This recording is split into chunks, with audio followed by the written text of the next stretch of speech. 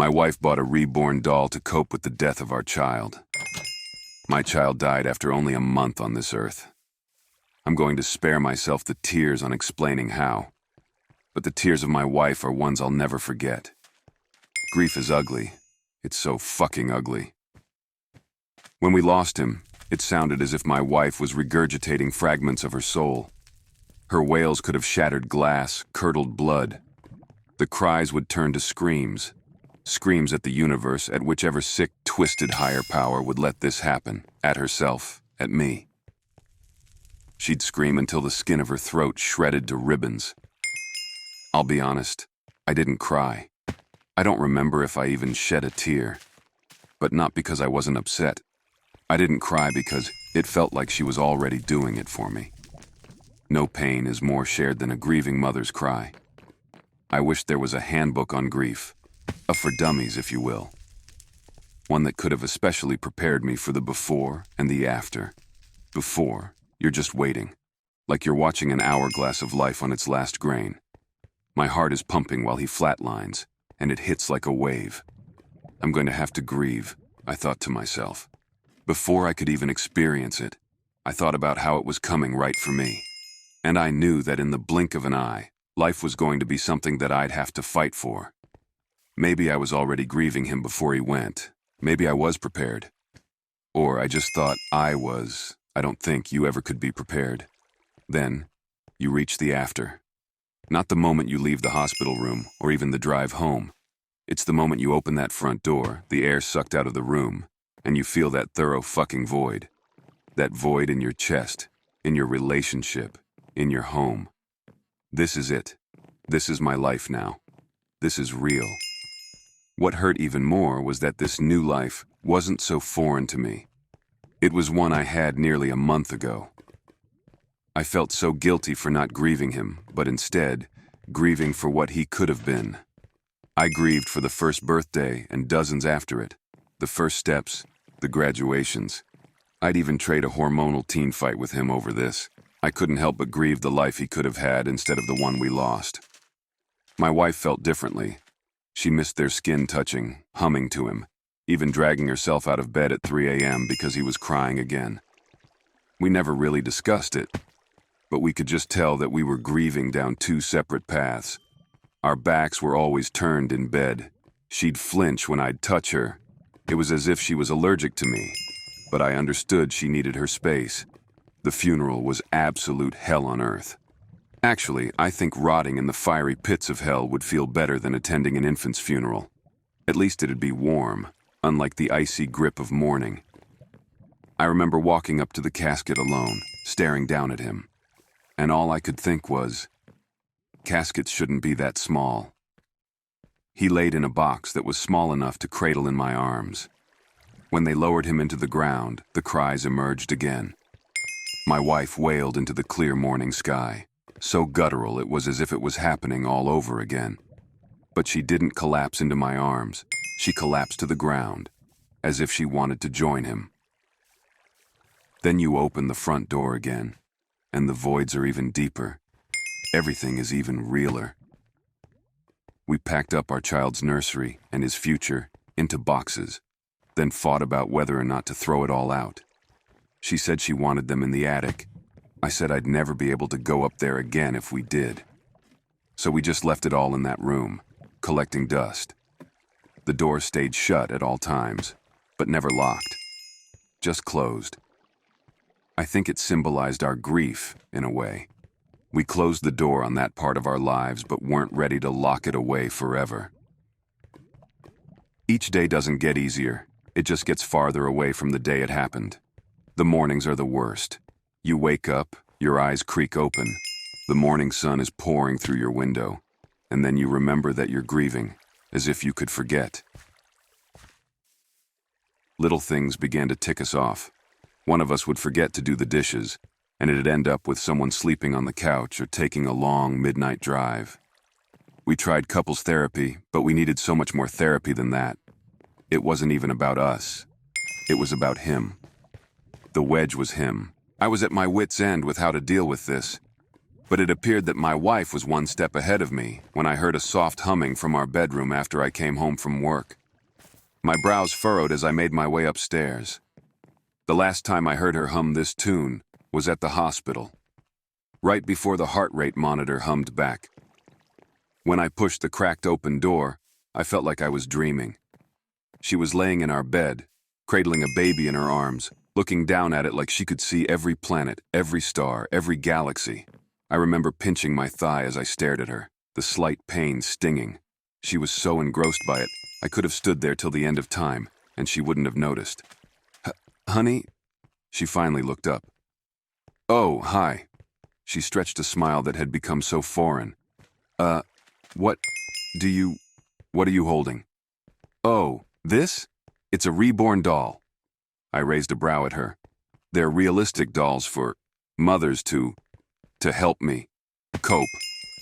She nodded rapidly, her smile weakening. It was as if I had disrupted the fantasy just by asking. Oh. I couldn't help but stare at it, and stare at her because of the way she'd stare at it, as if she was holding her own flesh and blood and not plastic. Has it helped? I've only had it for a few hours now, but it's comforting. It rubbed me the wrong way at first, but if nothing else was working, I was glad if this would. Do you want to hold him? Suddenly I felt myself at a crossroads. I didn't know if I could hold a doll and give her the reaction she wanted. I can't look at it like it's my son. But I knew that this wasn't just about me, so I hesitantly walked over and stretched my arms out. A slight chill ran down my spine as its cold skin was placed onto my palms. I pulled it close and cradled it, staring down at it. And suddenly, I crumbled into tears. It felt too fucking real. I dropped to my knees as it laid in my shaking arms, my scrunched face already wet. I knew it wasn't actually my son, but I realized how much I missed this, not just the moments we lost. My wife patiently waited as I wailed with my head hung. I let out cries I never knew I could, my voice cracking with each ugly sob. After that day, I noticed things getting better. It didn't fill the voids, but something else stood inside of them for a while, just to keep them dormant. Whenever she had one of those days where standing on her own 2 feet didn't feel worth it, she'd hold it, hum to it. Sometimes she'd pretend to breastfeed it. I will admit it still creeped me out to some extent. It was comforting in a way, but I knew it wasn't him. And I think this is when the wedge grew deeper. One day I came home, and as I walked upstairs, my entire body locked as I saw light leaking out of a door. That door. I knew it was unlocked, but I never expected either of us to ever open it, at least not so soon. I swallowed roughly as I approached it. Slowly opening the door revealed empty boxes and a full nursery. She had set up everything again. I observed the room as I stepped in, a feeling of concern weighing on me. Then I noticed something in the crib. I wrapped my fingers around the railing and leaned in, my brows furrowing as I saw the doll laying. I didn't hear you come in. My body jolted as I whipped around. Jesus. Sorry, what is this? What? What is this? Our nursery? Well, yeah, but why is everything unboxed? Our baby needs a nursery. We stared at each other with accusations of insanity. Look, I've researched these dolls, and I understand how this helps you. I'll admit it's helped me a bit too. But this? You know, this isn't our what? Suddenly I was tongue-tied. I'm just concerned. I unpacked all of this myself. I'll put it all back when I want to. Okay? She said slowly and sternly, daggers shooting from her eyes. I could feel a million words crawling up my throat, but the only thing that came out was, okay. I think I need some alone time with him. I nodded, looking away as I slipped past her. I was trying to be patient with her, I really was. But I just couldn't meet her at the lengths she was going. Pretending this is our kid may help her, but it only made me feel worse. That night, not a word was exchanged under those sheets. I was turned towards the window, and she was turned towards the baby monitor that she put new batteries in. After making faces out of the moon, I eventually fell asleep. Suddenly, In the middle of the night, I felt myself drift away from my dream and wake up. My eyes slowly creaked open, the dim moonlight coming through the window. The room was silent, except for the cries that came through the baby monitor. I sat up and rubbed my eyes, staring at the monitor as staticky cries emitted from the speaker. Liv. Woo, wake up. I shook my wife till she groaned out of her slumber. She lifted her sleeping mask and looked at the monitor. My eyes darted towards her, then back at the monitor. She sighed, tossed her mask onto the dresser, and stood up. I'll handle him. Get some sleep. I stared at her wide-eyed, my throat knotted, as she tiredly walked out of the room.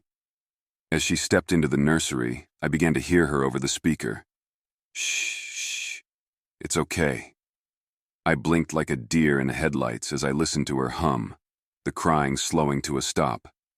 My eyes shifted towards the door as she walked back in, grabbed her sleeping mask, and laid back down.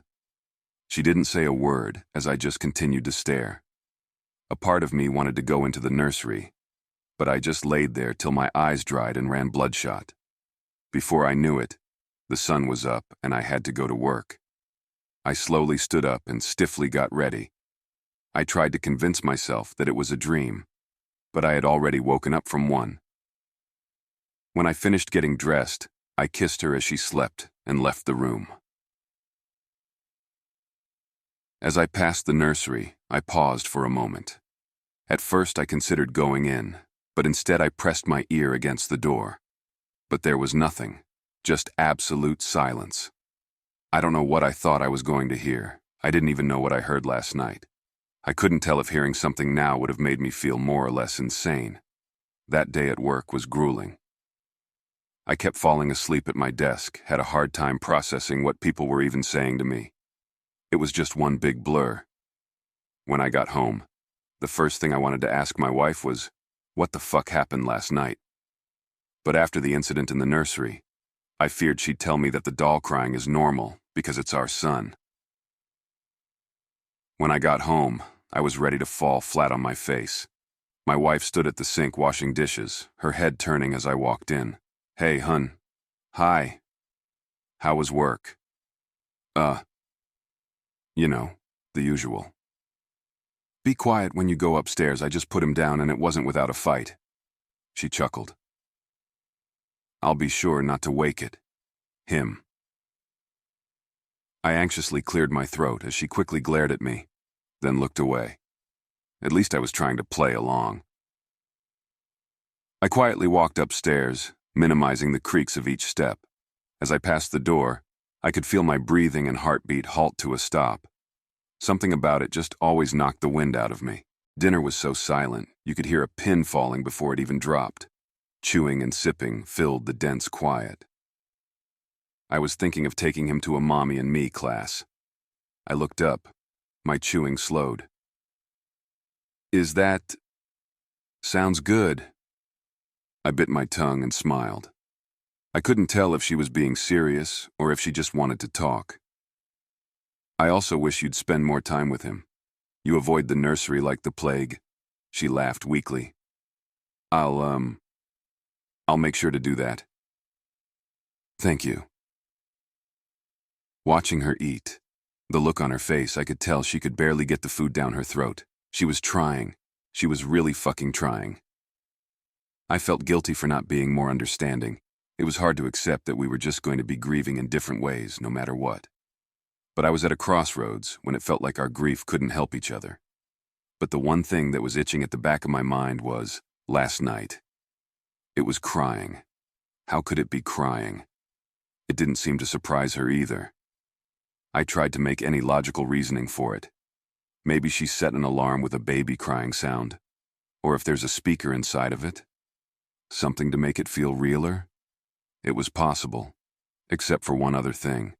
It sounded so much like him. If you're not a parent, a baby crying is just a baby crying. But I could pick out those cries from a crowd. Maybe it's just grief playing mind games. I couldn't tell. Later that night, after brushing my teeth, I was walking to our bedroom when I noticed my wife in the nursery. She was slowly rocking back and forth in the rocking chair, humming to it. "Hey, I finally got him to sleep," she said, after noticing me hovering in the doorway. "That's good. Come say goodnight." I stared for a moment before forcing myself to enter the room. She stood up and walked over to the crib, then gently placed it down. She leaned down, kissed his forehead, then turned to me. I glanced at her, then at it.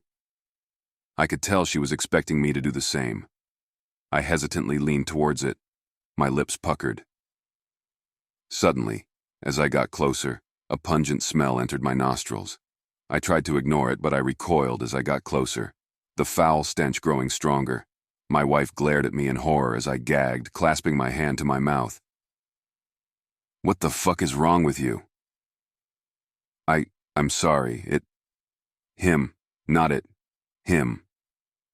Okay? He smells like a fucking dumpster fire. What? Does he have built-in fecal mechanics too? Tears welled in her eyes as I looked away with guilt, my entire body shaking.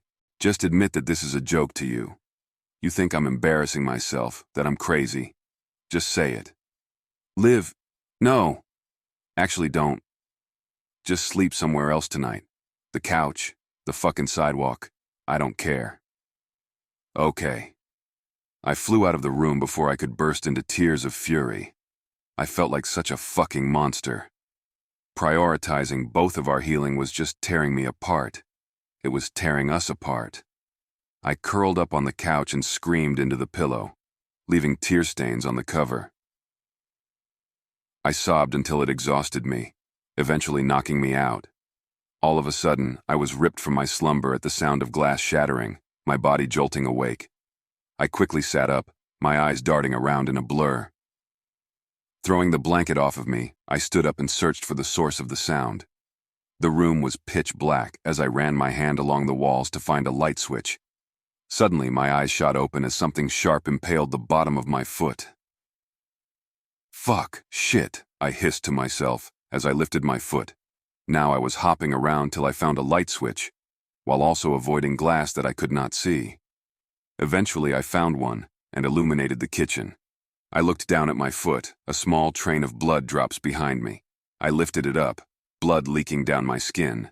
It was a small shard of porcelain. So I pursed my lips, took a deep breath, bit my cheek, and yanked it out.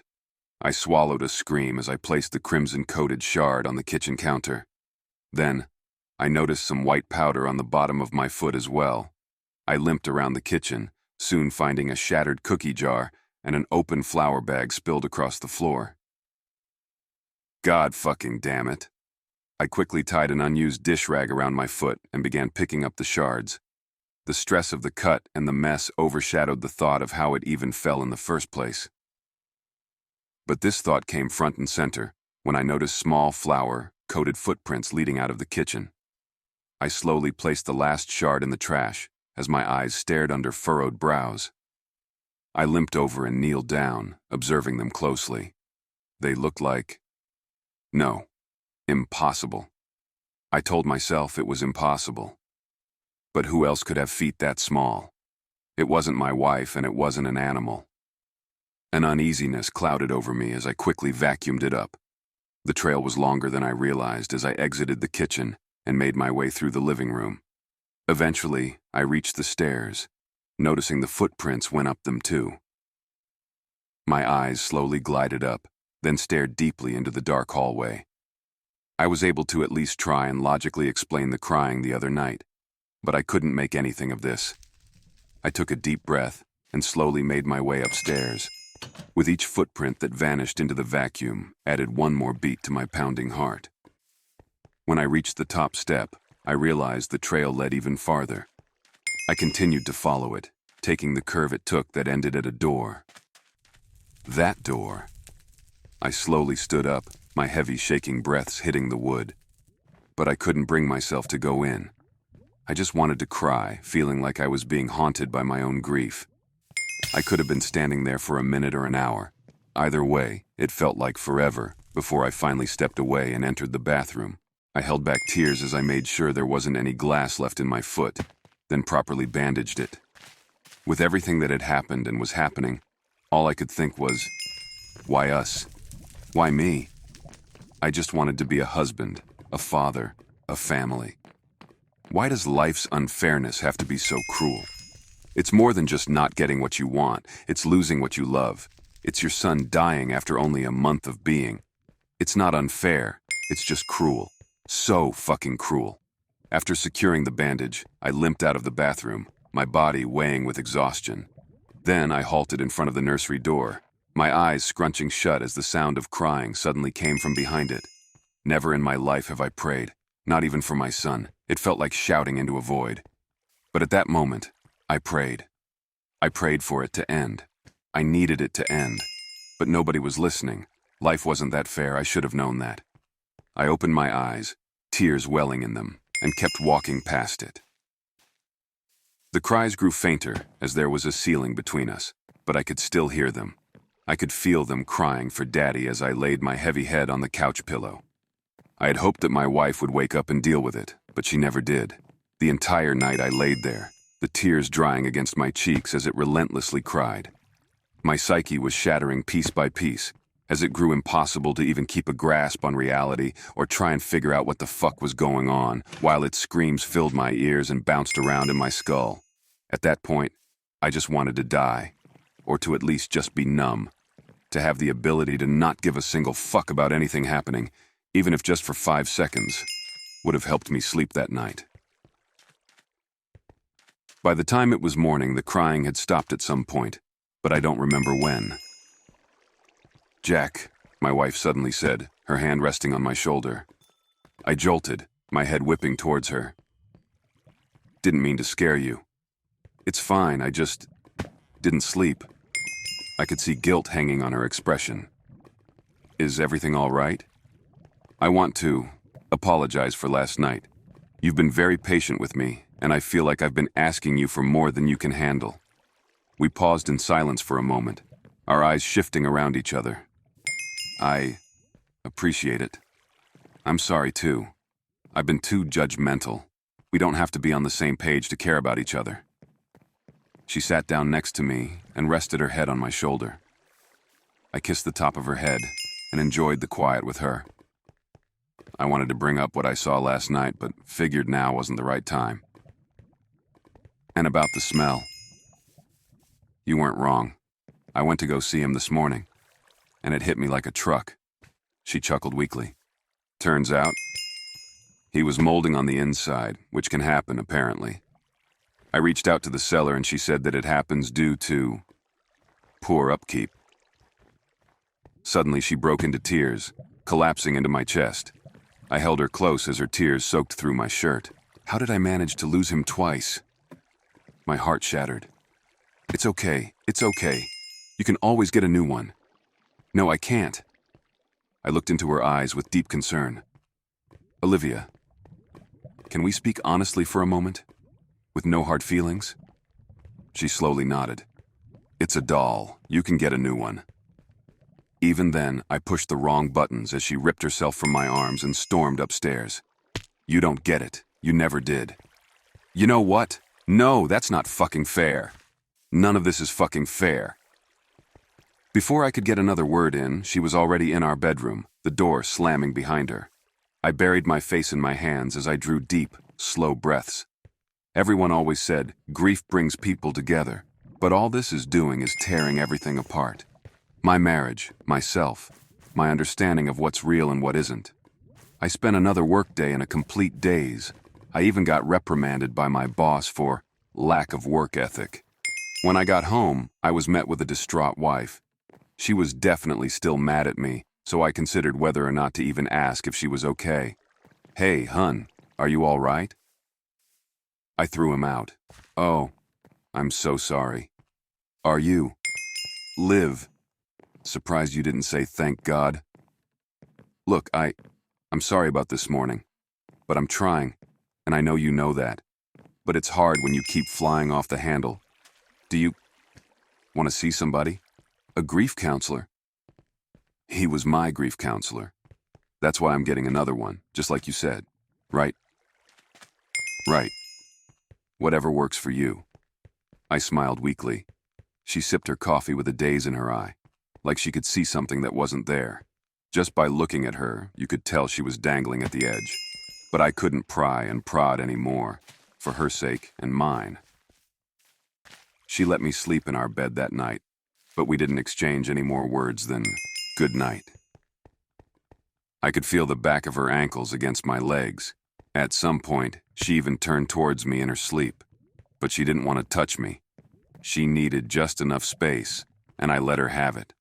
A night without it in the house gave me the best sleep I'd gotten since he died.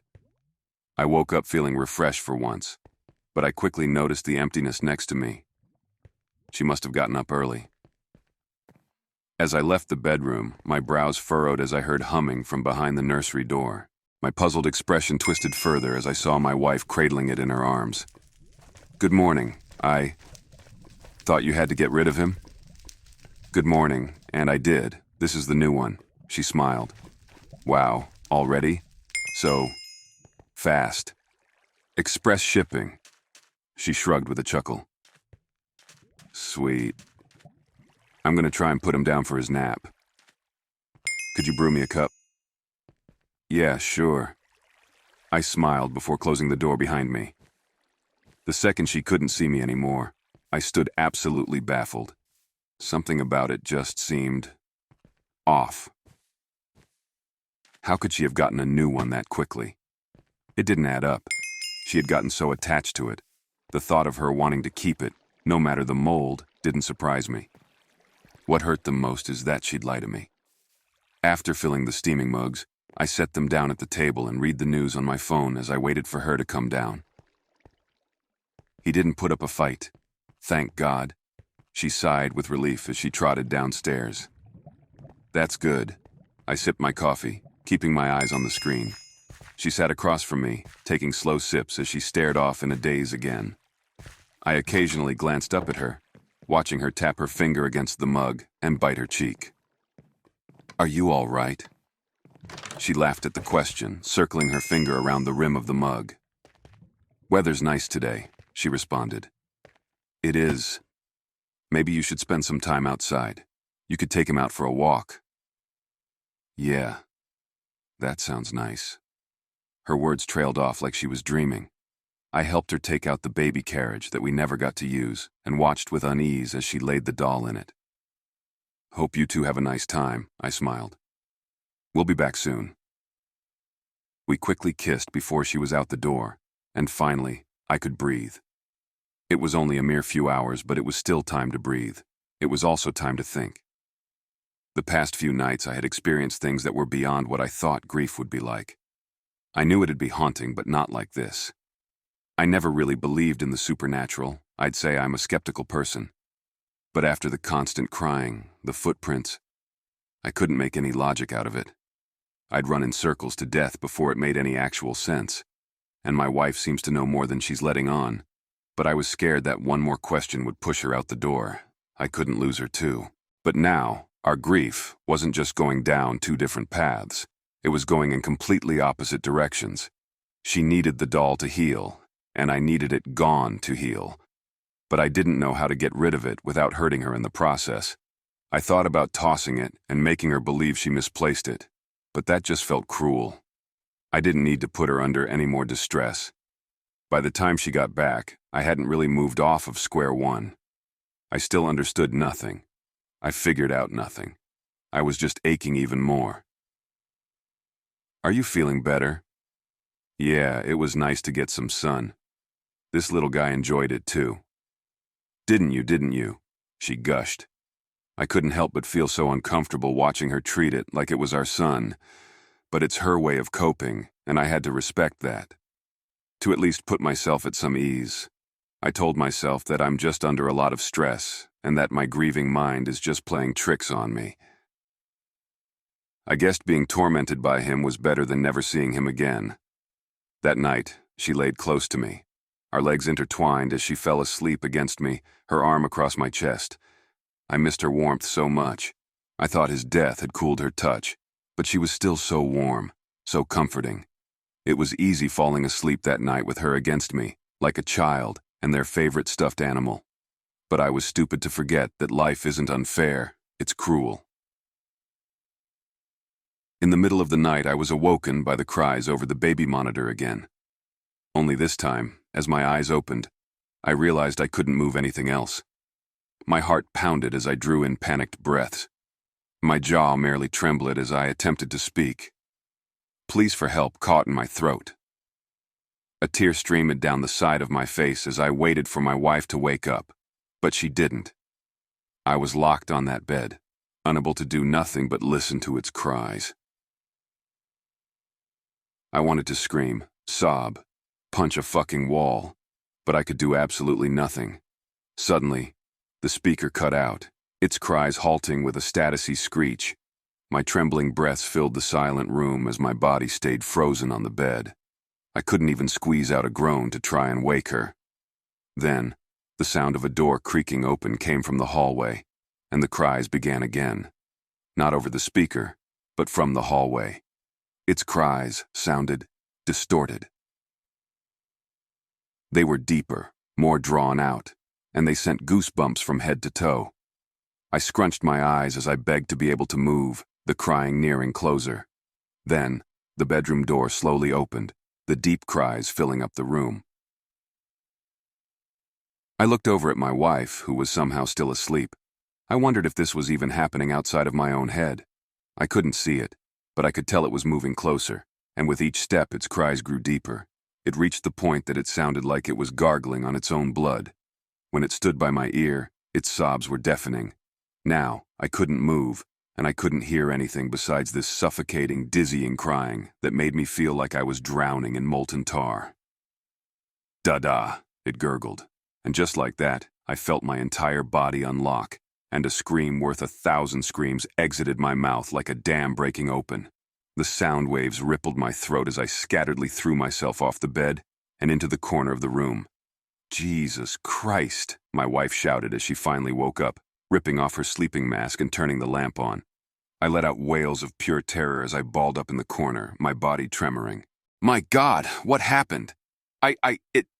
He was..." I could barely squeeze a word out in between sobs. "Jesus." She hopped off the bed and kneeled next to me, my body flinching as she reached for me. "What happened?" I slowly turned to her, my eyes gaping wide. Instead of saying a word, I stumbled to my feet and made my way out of the bedroom. "Where are you going? What happened?" "Jack." I ignored her calls as I threw the nursery door open. My eyes darted around as I searched for it, then realized it was in the crib. "Jack, what are you doing?"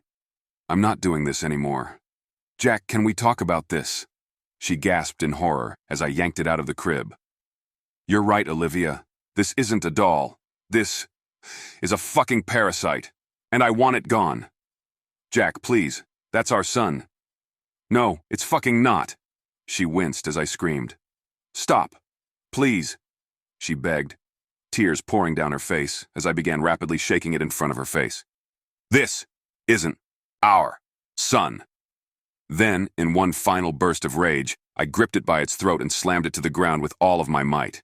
In this moment, I realized that I learned two things from the death of my son. Caskets aren't supposed to be that small, and reborn dolls aren't supposed to have internal organs. My wife crumbled to her knees as she let out those cries, the ones I could never forget. My breathing and heartbeat practically stopped, my body shutting down for a moment as I stared down at the spilled, graying organs and mushy skin that she attempted to cup in her trembling hands. I slowly looked up at her, utter horror hanging on my expression. "Olivia, what is this? He didn't belong down there. He belongs with me, with us.